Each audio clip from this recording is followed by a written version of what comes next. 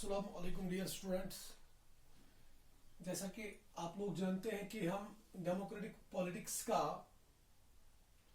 5वां chapter working of institutions पढ़ रहे हैं, जिसमें से हमने ऑलरेडी 2-3 टॉपिक्स क्लियर कर दिए।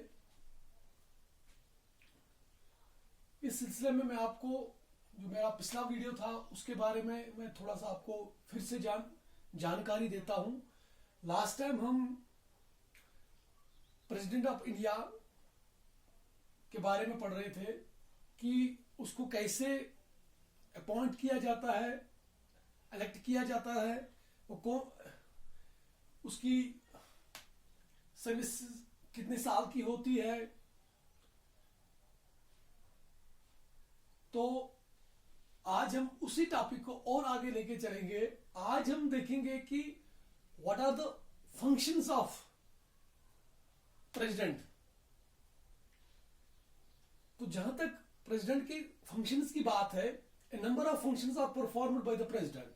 बहुत सारे फंक्शंस प्रेसिडेंट फंक्शन करता है, जिनको हम कैटेगोरिकली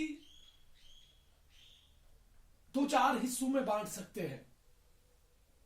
जैसे नंबर 1 एग्जीक्यूटिव पावर्स। प्रेसिडेंट के बाद बच्चों अब ये आपको याद रखने वाली बात है कि प्रेसिडेंट के पास एग्जीक्यूटिव पावर्स भी रहते हैं।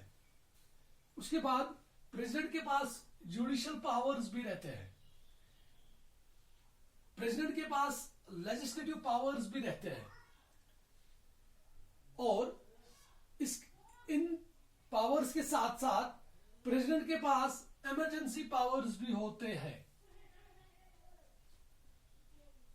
तो यहां पे मैंने आपको 4 बड़े पावर्स का नाम बता दिया जो कि एक प्रेसिडेंट के पास रहते हैं। और जहां तक एंजॉइंग हिज एग्जीक्यूटिव पावर्स, जहां तक अगर हम बात करेंगे एग्जीक्यूटिव पावर्स की, जब इनको एक प्रेसिडेंट एक्सरसाइज करता है तो इनको एक्सरसाइज करने से वो क्या क्या कर सकते हैं, वो क्या क्या करते हैं। First, the president appoints prime minister and other ministers of the council. तो जब वो अपने एग्जीक्यूटिव पावर्स को फंक्शन करता है तो वो सबसे पहले क्या करता है, वो प्राइम मिनिस्टर को अपॉइंट करता है और साथ साथ में काउंसिल ऑफ मिनिस्टर्स को। He also makes other significant appointments. In prime minister को अपॉइंट करने के अलावा वो और क्या क्या कौन कौन के सिग्निफिकेंट अपॉइंटमेंट्स करता है, like the governors of the states. तो स्टेट्स के गवर्नर्स जो होते हैं वो किसके थ्रू अपॉइंट किए जाते हैं, प्रेसिडेंट ऑफ इंडिया के through. Chief justice and other जजेस ऑफ द सुप्रीम कोर्ट। यहां तक कि चीफ जस्टिस ऑफ इंडिया जो होते हैं, जो सुप्रीम कोर्ट में रहते हैं, उनको और उनके साथ साथ जो दूसरे जजेस वहां पे होते हैं उनको भी प्रेसिडेंट ऑफ इंडिया अपॉइंट करता है।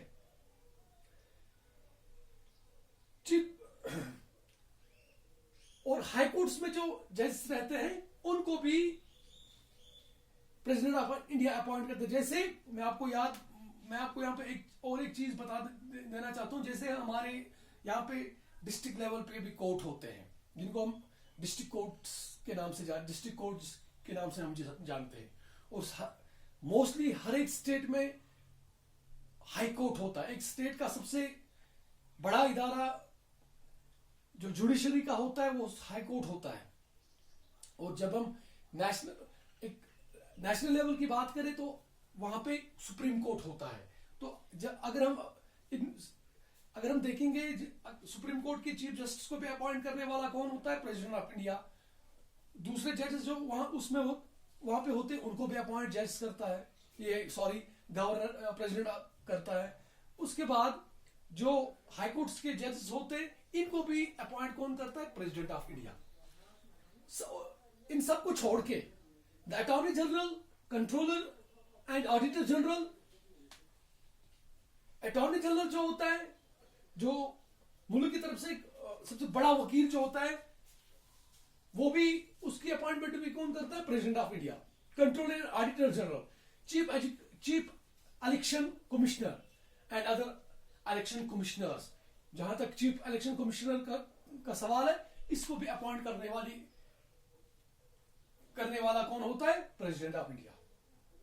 और जब अगर हम अब बात करेंगे जुडिशियल पावर्स की, ये सारी बातें, ये जो सारे पावर्स जो प्रेसिडेंट ऑफ इंडिया एक्सरसाइज करता था, वो कौन से पावर्स थे? दे वर एग्जीक्यूटिव पावर्स। और जहां तक जब अब बात जुडिशियल पावर्स की आती है, the president of India can grant pardon और reduce the sentence of any convicted person.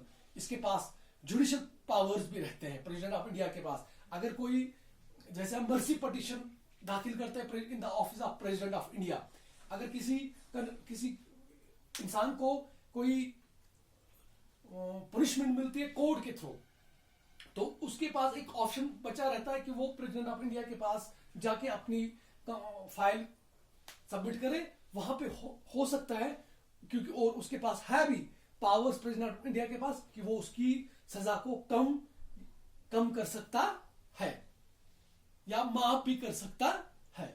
तो ये थे कुछ फंक्शंस प्रेसिडेंट ऑफ इंडिया के। तो आज के लिए इतना ही। कल हम इंशाल्लाह इसके और जो फंक्शंस है वो हम डिस्कस करेंगे। तब तक के लिए खुदा हाफिज।